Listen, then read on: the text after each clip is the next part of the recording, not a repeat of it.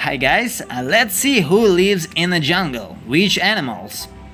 A forest is a habitat for many animals. Some animals live in the trees, in the forest, such as birds, monkeys, squirrels, and some snakes. So let's start from the bird. Bird can sing, it can fly, and it lives on the trees. Monkeys. Monkeys are funny, they live on the trees, and they can climb perfectly. Squirrel. Squirrel basically it's nuts. That's the only aim in their life. Tiger. Tiger is the king of jungle.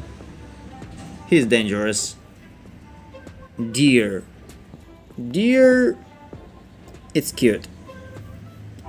Elephant is the biggest land animal on the planet. So bird, monkey, squirrel, tiger, deer, and elephant. And this is a camel. Camel lives in the deserts. Camels can go for a week or more without drinking water. They can last for a few months without food. Isn't that amazing?